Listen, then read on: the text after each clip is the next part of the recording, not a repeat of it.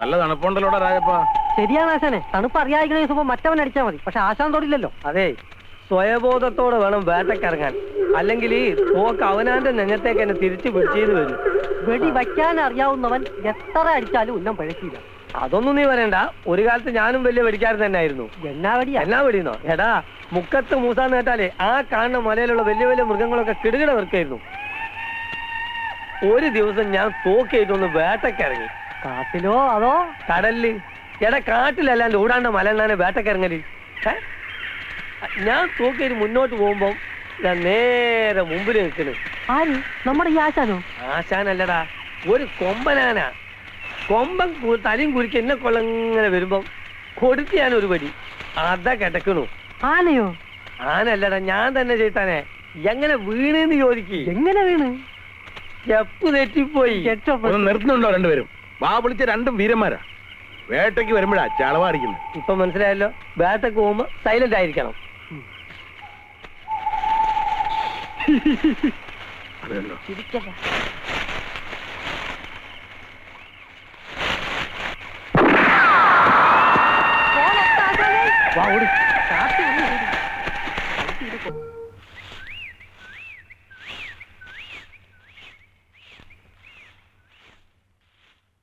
ആ, നീ നേരത്തെ എണീറ്റ് ഇങ്ങോട്ട് പോന്നില്ലേ?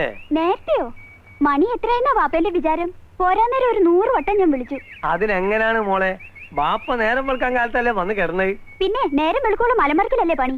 ഇതൊക്കെ എന്നോട് പറഞ്ഞിട്ട് എന്ത് കാര്യം? അന്റെ ഉമ്മക്കല്ലേ അറിയുള്ളൂ ബാപ്പന്റെ ശൂരത.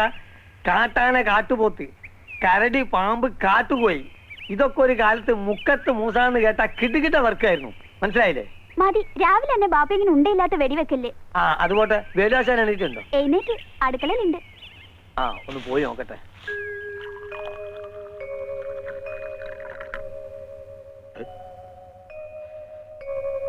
തന്റെ വീട്ടിൽ വെപ്പും കൂടി ഒന്നും ഇല്ലോടോ? ഇല്ലാഞ്ഞിട്ടല്ല, ഉള്ളത് പറയാലോ. ആശാന്റെ കൈ കൊണ്ട് കിട്ടുന്ന ഒരു ഗ്ലാസ് കട്ടൻ കാപ്പി ഉണ്ടല്ലോ, പുറമേ ഒരു ഗ്ലാസ് ബദാങ്കീർ കുടിച്ചാൽ കൂടി ഇത്ര സുഖം കിട്ടൂല. കൊച്ചുളുപ്പാങ്കാലത്ത് കയറി വന്നെ സൂചിപ്പിക്കല്ലേ മൂസ. ആശാന്റെ ഒരു കാര്യം. ഓ, അതോ? അതെ, ഒരു മാമൻ. ഒരു മാമൻ. അമ്മുകുട്ടി, അത് ഒരു പുത്തം പുതിയ മാമൻ. പുതിയ മാമനോ? ഞാൻ ആ മാമനോട് പിടിക്കട്ടെ? പിന്നെന്താ മോള് തന്റെ ഈ കാപ്പി കൊണ്ടുപോയി ആ മാമന് കൊടുക്ക. ആ, അപ്പൊ ഇഷ്ടം പോലെ മിണ്ടും ചെയ്യാം. അതെ.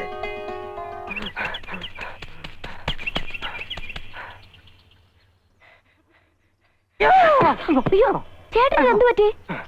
വല്ലാതെ കിതക്കുന്നുണ്ടല്ലോ. എടി രമണി, നായ നായിട്ട് ഓടിച്ചോ? പോലീസ് നായ അങ്ങിരിക്കണോന്ന്. ഇത്രേ ഉള്ളോ? ഞാൻ വിചാരിച്ചു വല്ല പുലി ഇറങ്ങിയിട്ടുണ്ടാവുന്നു. നീ ഡാൻസ് പഠിപ്പിക്കാനും കൊണ്ടാ നായ ചിലപ്പോ ഇവിടെ വരും. ഇവിടെയോ? അതിന് ഇവിടെ ആരെങ്കിലും വല്ല മോഷണോ കൊലപാതകമോ നടത്തിയിട്ടുണ്ടോ? ഇല്ല, ചിലപ്പോ വലിയ പഠിപ്പൊന്നും ഇല്ലാത്ത നായാണെങ്കിലേ ഗ്രാജുവേറ്റന്റെ വെടികൊണ്ട് രാഘവൻ വടിയായിട്ടുണ്ടാവും. അത് അന്വേഷിക്കാനായിരിക്കും പോലീസ് നായ വന്നിരിക്കുന്നത്. ചേട്ടൻ എന്താ ആലോചിക്കുന്നേ? ഞാൻ പോവാ. എടി, ആരെങ്കിലും വെടിവെച്ചു വന്നാലും പോലീസ് നായ വരുമോ? പിന്നെ തെളിവില്ലാത്ത കേസുകൾക്ക് തുമ്പുണ്ടാക്കാനല്ലേ നായ കൊണ്ടുവരുന്നത്. ആ, അത് ശരി. അപ്പൊ എന്നെ ആരെങ്കിലും അന്വേഷിച്ച് വരികയാണെങ്കിൽ ഞാനിവിടെ ഇല്ലെന്ന് പറഞ്ഞാൽ മതി.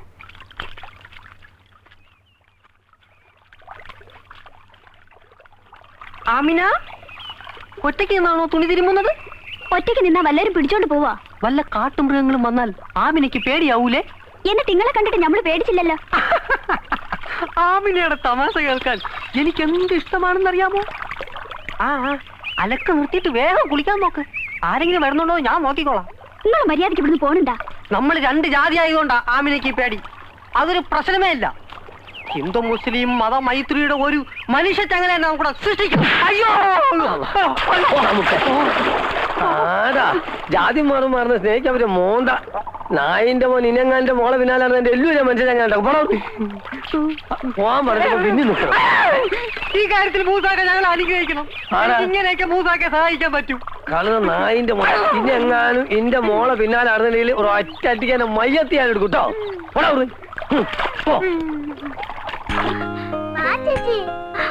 കയ്യെന്ന് വിടൂ അമ്മു. മാമ, ഈ ചേച്ചിക്ക് മാമിന്റെ അടുത്ത് പോയ നാണമാ.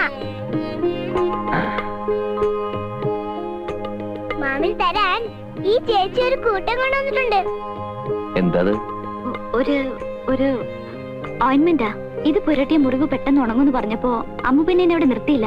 അങ്ങോട്ട് പുരട്ടി കൊടുക്കേച്ചി, മാമിന് കൈ പാടില്ലാത്തതല്ലേ? വേണ്ടമോ, മാമൻ തന്നെ പരട്ടിക്കൊള്ളാം. എന്താ ഇത്? രമണി കൊണ്ട് തന്നതാ.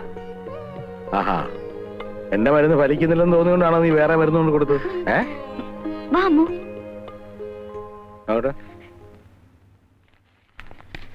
വേലായുധ പെരുമാൾ ആ വരുന്നു. ദാ. ആശാനെ, ഓ ഓ, എന്താ വരെ കുട്ടി? ഒരു മണി ഓർഡർ ഉണ്ട്. ആ,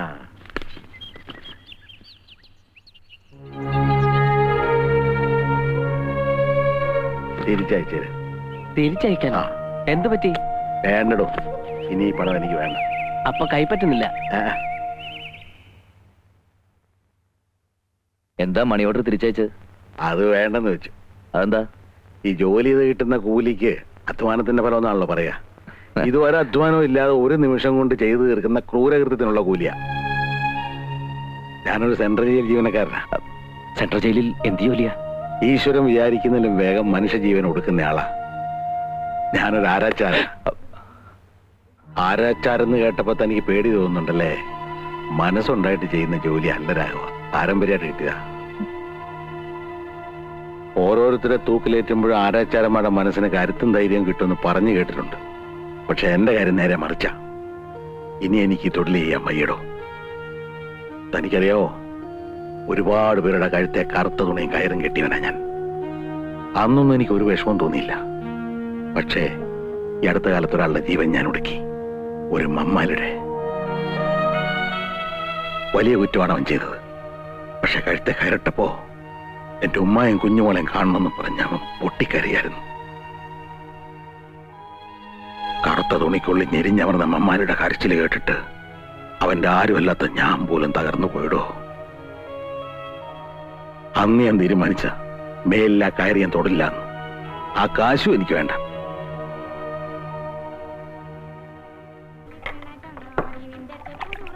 മധുരം കുറച്ചൊരു ചായ. കഴിക്കാൻ എന്തെങ്കിലും വേണോ? കഴിക്കാനല്ലേ ചായ, അല്ലാതെ കയ്യും കാലം കഴിയാനാ? അല്ലാതെ അല്ല, നമ്മൾ തമ്മിൽ എവിടോ കണ്ട പരിചയമുണ്ടല്ലോ അല്ലേ? ഇവിടെ എവിടെയാ? കുറച്ച് തെക്കുന്ന ഒരു ബിസിനസ് ആവശ്യമായിട്ട് വന്നതാ. അത് ശരി, അത് കണ്ടപ്പോഴേ തോന്നി. ഇവിടെ എന്താ, അവിടെ ഇവിടെയൊക്കെ പോലീസുകാർ നിൽക്കണ്ടല്ലോ. ഏതോ ഒരു പഹൻ ജേരിയാൽ ഈ കാട്ടിൽ എവിടോ ഒളിച്ചിരിക്കണ്ടല്ലോ. ഓനെ പിടിക്കാനുള്ള നെട്ടോട്ടല്ലേ ഈ പോലീസുകാര്.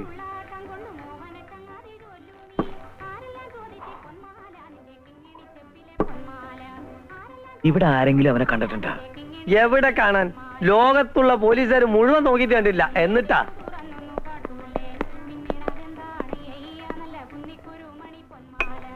രണ്ട് ചായ എടുക്ക. ഓ,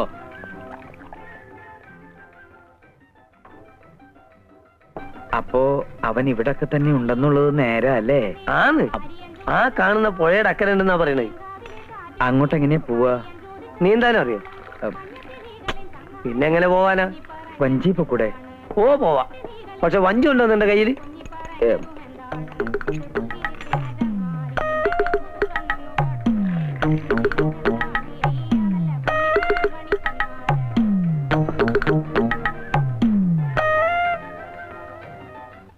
സത്യം പറ പാപ്പച്ച, അവൻ എവിടെ ഒളിച്ചിരിക്കുന്നത്? എനിക്കറിയില്ല സാർ. ജയിലിൽ ചാടിയതിനു ശേഷം ഞാൻ അയാളെ കണ്ടിട്ടേ ഇല്ല. പിന്നെ താനെന്തിനാ അവൻ അന്വേഷിച്ച് ഇവിടെ വന്നത്? അവന്റെ അമ്മ അവശ നിലയിൽ കിടക്കുക. ഈ ഭാഗത്ത് എവിടെയോ അവനുണ്ടെന്ന് പത്രത്തിൽ കണ്ടതുകൊണ്ട് വന്നതാ സാർ. അല്ല, അവൻ ഒളിച്ചിരിക്കുന്ന സ്ഥലം തന്നെ അറിയിച്ചത് കൊണ്ടാണ് താൻ ഇവിടെ വന്നത്. പറയണം, എവിടെയാണ് സ്ഥലം? സത്യമായിട്ടും അവൻ എവിടെയുണ്ടെന്ന് എനിക്കറിയില്ല സാർ. ഇത്രയും നേരം മര്യാദയുടെ ഭാഷയിലാണ് ഞാൻ ചോദിച്ചത്. ഇനി പോലീസ് മുറയിൽ ചോദിച്ചാലേ താൻ സത്യം പറയുന്നുണ്ടെങ്കിൽ അതും എനിക്കറിയാം. സാർ ഇനി എങ്ങനെ ചോദ്യം ചെയ്താലും ഇതിൽ കൂടുതലൊന്നും എനിക്ക് പറയാനില്ല സാർ.